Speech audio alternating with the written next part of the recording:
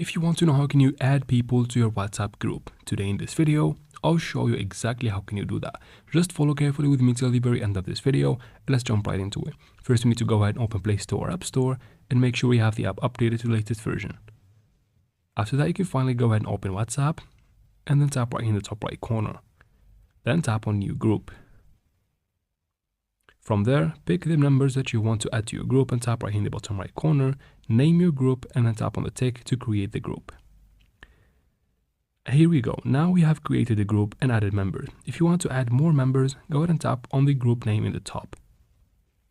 Then from here, tap on Add.